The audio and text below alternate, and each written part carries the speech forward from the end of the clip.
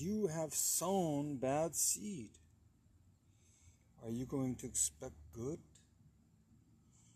out of it when you've sown bad seed? Being a farmer as you are, everyone's a farmer. They're either sowing good seed or bad seed. So what kind of seeds have you sown that you're now reaping? Are you reaping the harvest of grief and sorrow and regret? Or are you reaping a harvest of gratitude, thanksgiving, and hope and happiness and joy? It's all about planting the right seeds. And I know I've planted a lot of bad seed. I mean, I've planted some good seed, but I haven't put the bad seed and the good seed next to each other on scales to see which is heavier. But I know that I've been graciously not. I haven't reaped the full effects or the consequences of some of the bad seed I've sown. I know that if you are a certain religious person, that you have to give an account for everything for all the seeds that you've sown, good and bad.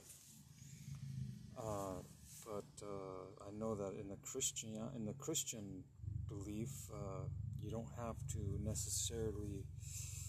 Yes, there's still the laws of sowing and reaping, but there's another law that can supersede it.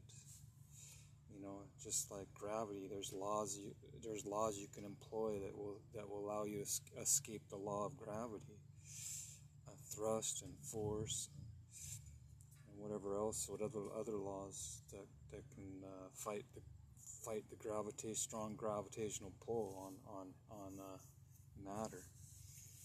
But you need another law. It's a supernatural law, a law of forgiveness and redemption, where those bad seeds that you've sown can be, forgiven. You can have a clean slate, so you can start planting good seed.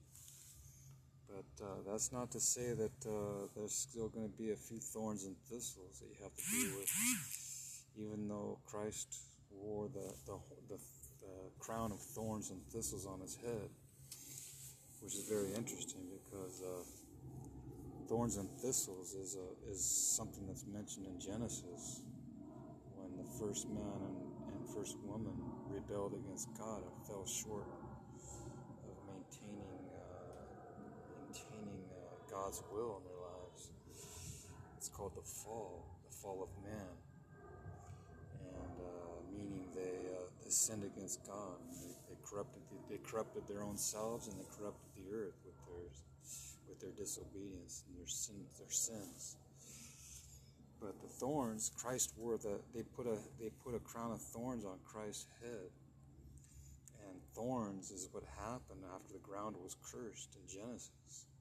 So I thought that was pretty interesting parallel, because it may not be an exact parallel, but there could be some typology there, a fulfillment, if you will, of the types and shadows of the Old Testament.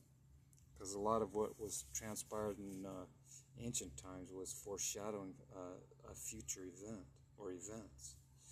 So thorns and thistles on Christ's head, and they put it on his head in mockery, but in reality, it was a sign to not just the Jews, the Israelites. It was Abraham's seed, but to the rest of Adam's offspring, the Gentiles, the inclusion of the Gentiles. That curse was placed on Christ.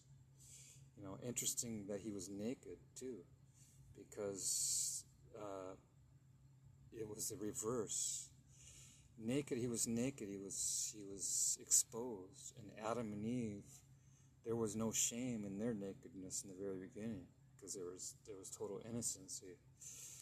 And God clothed them with animal skins to cover their shame and humility, their nakedness. Interesting, Christ was clothed with just linen cloths, which I believe is symbolic right there of something. Linen is always a type of purity, actually. I believe in Scripture it's typology of purity, linen. And Christ was wearing, I think, just a linen garment around his groin area to cover up, his private parts. But they put a crown of thorns on him, and the wood cross, what that represent? Maybe the wood cross with the spikes represented Noah's Ark. I don't know. And what did they use for spikes when they built when Noah built the Ark? I don't know what they used. If it's just wood pegs, or if they had metallurgy back then, they used metal spikes for the planks. Maybe. That's interesting. That the cross, I don't know what kind of wood it was. It was gopher wood, I believe. Gopher wood for Noah's Ark. I wonder if it was what kind of wood it was for the cross on Golgotha, the skull.